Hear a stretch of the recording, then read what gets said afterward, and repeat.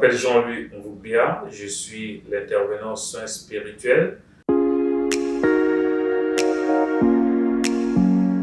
niveau de notre SEOUS, on est 6 en hébergement. Et puis au niveau de l'hôpital Maisonneuve-Rosemont, nous sommes 4 et à Santa Cabrini, ils sont 2.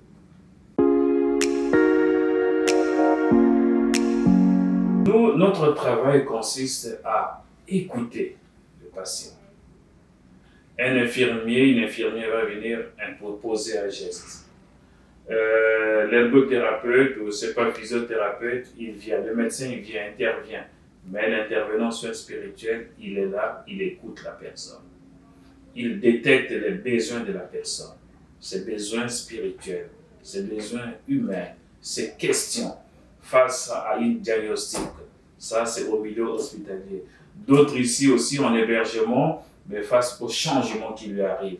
La personne quitte la maison. C'est un deuil, hein? Tu quittes ta maison, tu avais une grande maison, tu te retrouves dans un hébergement, tu as une chambre, tu partages une douche avec une personne. Dans certains cas, une chambre, 2 personnes, c'est un deuil pour la personne. C'est aussi un deuil pour la famille. Et notre travail consiste à aller vers la personne. On va vers la personne. Les journées ne sont pas les mêmes. Ça peut changer d'une façon ou l'autre. Mais ordinairement, quand j'arrive en hébergement, puisqu'il s'agit de l'hébergement principalement ici, tout comme à l'hôpital aussi, je vais ouvrir mon ordinateur, je vais aller dans Sichel, je vais regarder les registres de mouvement. Est-ce qu'il y a eu des admissions?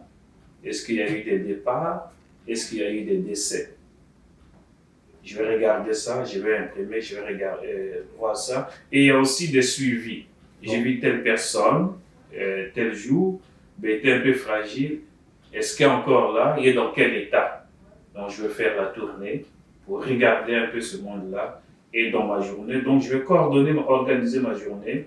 Je vais aller voir telle personne. Je l'avais vue hier, mais là elle devient un peu fébrile. Peut-être qu'il y a besoin de moi et je vais y aller. Il y a une personne qui est rentrée dans telle chambre où était Madame Tremblay. Il faut que j'aille accueillir Monique qui est arrivée. Bon, ok, et je vais étudier ses besoins. Qu'est-ce qu'il en est? Et je vais faire le tour de toutes les unités. Je vois l'infirmière, ça va, oui, tout est bien. Ah oui, ça fait du bien que vous êtes là.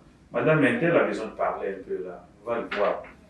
Je vais changer d'unité, je vais à l'autre unité, je vais ici, je fais le tour et après, il faut que je montre que j'ai travaillé, je vais faire mes notes.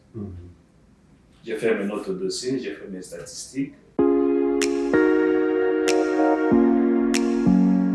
Préalablement, tous les intervenants soins spirituels, ils ont une formation en théologie ou sciences des religions et un stage typiquement avant d'aller sur le terrain. Il y a des patients qui disent « j'ai besoin de rencontrer l'intervenant soins spirituels ». Il y en a qui vont dire « j'ai besoin de voir l'aumônier ». On va dire « non, c'est l'intervenant soins spirituels ». Il y a des patients qui le demandent. Il y a les collègues employés, le personnel soignant. Ils voient dans la chambre de la personne les statues, les chapelets, les images, disent cette personne est religieuse et la personne traverse telle crise, on aura peut-être besoin de l'intervenant soins spirituels. On fait l'appel. L'autre aspect aussi, c'est nous qui faisons la tournée. On fait des tournées. On n'arrive pas, on s'assoit à notre bureau, on attend qu'on nous appelle, non, on fait les tours dans les chambres.